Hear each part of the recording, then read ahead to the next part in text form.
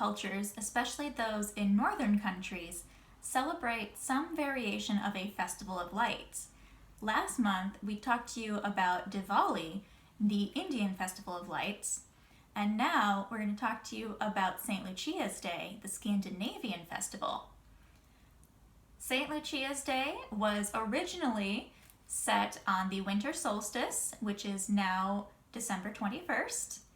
It was celebrated by the Norse people who now occupy areas of Scandinavia beyond Norway. And they would have large bonfires and have lights everywhere to bring some light to the darkest days of the year and celebrate the days getting longer again. Around 1000 AD, the Norse were converted to Christianity, and they combined their traditional holiday with a new Christian holiday, the Feast of St. Lucia. They still celebrate with lots of lights because St. Lucia is also known for bringing food to persecuted Christians in Rome, and she would come through the catacombs wearing a crown of lights, a crown of candles, to keep her hands free to bring as much food and help as possible. So she's very linked to light. Her name, Lucia or Lucy, also means light. So the two go pretty well together. Now, in the traditional Julian calendar, December 13th was the winter solstice, but when we switched to the Gregorian calendar, which is what we use now, it was moved to December 21st. But we keep celebrating St. Lucia's Day on December 13th. And when you look outside right now, it's pretty hard to tell the difference between the days in the amount of light we get from December 13th to December 21st. It's still pretty dark, and we could all use a little hope and light. Nowadays, St. Lucia is celebrated in Sweden, Finland, Norway, Italy, and some parts of the US with large Swedish immigrant communities. In Sweden, they hold large festivals with lots of food and lots of lights, and they nominate a national St. Lucia to represent the original saint. Many towns and schools also hold their own festivals and choose their own St. Lucia. She is generally depicted wearing a long white dress with a red sash and her signature candle crown.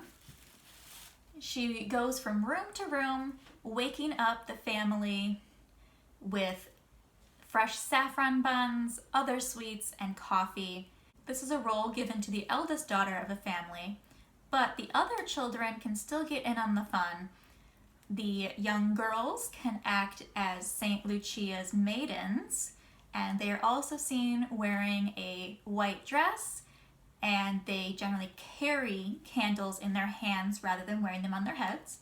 And the boys are called star boys, and they're generally seen with large conical hats, carrying a wand with a star at the end, or carrying a lit lantern. The idea is to spread hope and faith and bring light to all of our days, especially in the darkest days of the year. And today, we're going to show you how to celebrate by making your own St. Lucia candle crown. To make our Santa Lucia crown, we're going to start with a foam floral base. This is just a small wreath. This one is a little under 10 inches. I have a evergreen garland. It's a few feet long. I can come and separate, and we're going to wind that around. You can find these in a lot of craft stores, especially in December. You're also going to need a hot glue gun and either a X-Acto knife or a pair of scissors. I also picked up a couple of fake flower picks.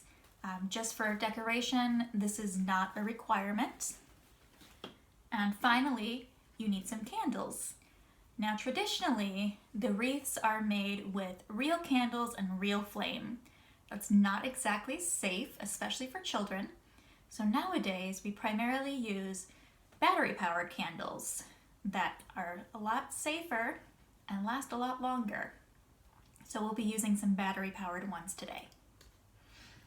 We're going to go ahead and plug in our hot glue gun and let it warm up. So to start, we're going to take our floral base and we're going to take one of our candles. We need to measure the diameter of our candles to go into our base.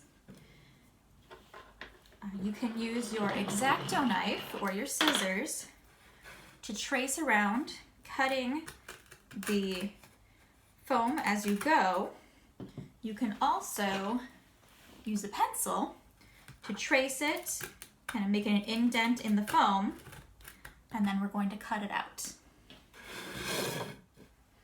Now it doesn't need to be very deep, maybe half an inch, just enough to hold the candle and keep it secure so it doesn't fall over.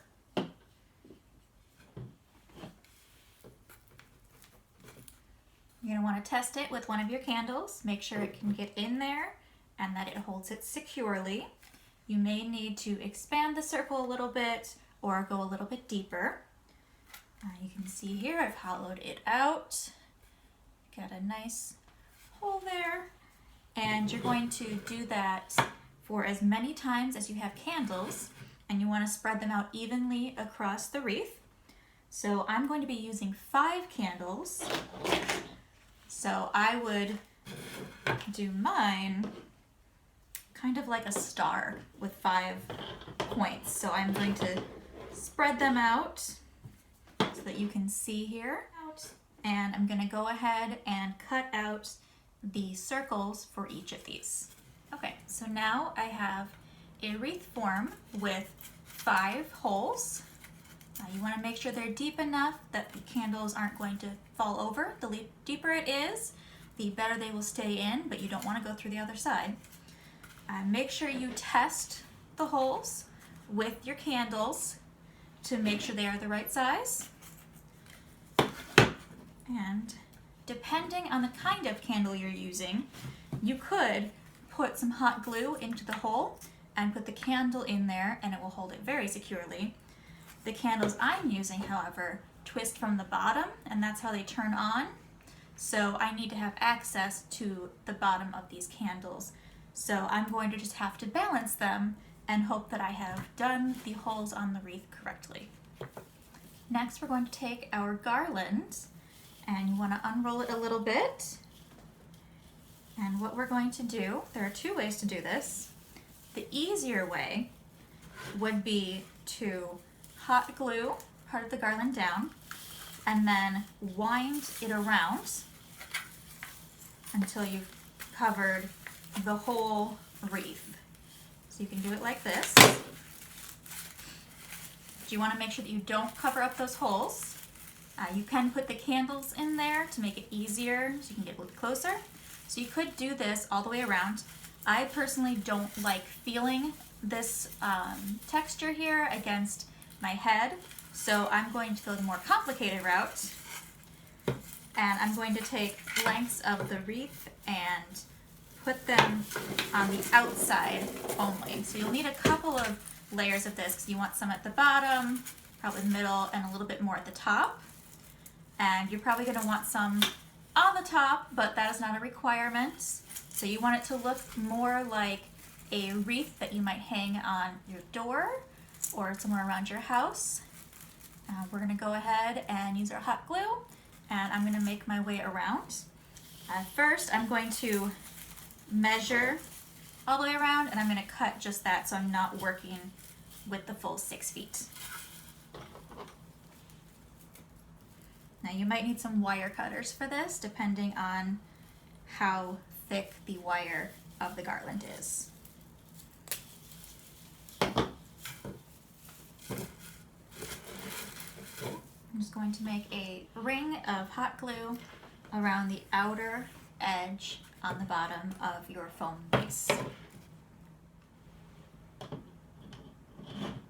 And then to keep the glue while it is still possible to get down, you might want to do it a little bit at a time, slowly attaching the wreath as you go. Be careful when you're pressing down the wreath because hot glue is hot and it can burn your fingers. So we just want to hold it down for a moment until the glue starts to hold it in place. And then we can continue around the base. Okay, so now we have the wreath all the way around the form. And I'm going to go ahead and keep doing that until you can no longer see the light green foam.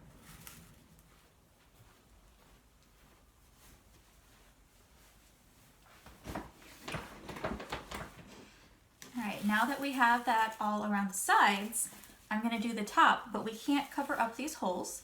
So I'm going to cut smaller lengths of this garland just to go between the holes and cover up the top. We're not going to worry about the inside because again, this is the part that's going to go on someone's head and you just don't want to have it poking them or messing up their hair. So I'm going to cut smaller pieces and just cover between the holes.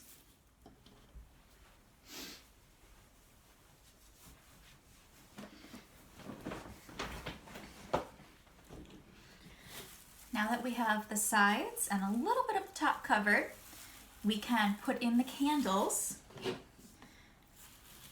Now they'll go right in the holes that we have, and you won't really be able to see much of the foam shape beneath it.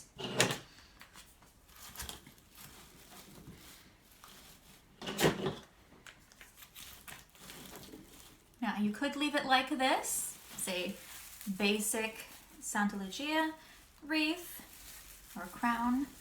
This is a pretty traditional look. Or if you like, you can take some fake flowers or something else and use the hot glue to place them around the outside. Once the glue has dried, you'll be all set with your St. Lucia candle crown to bring some light to the darkest days of the year. Good Yule!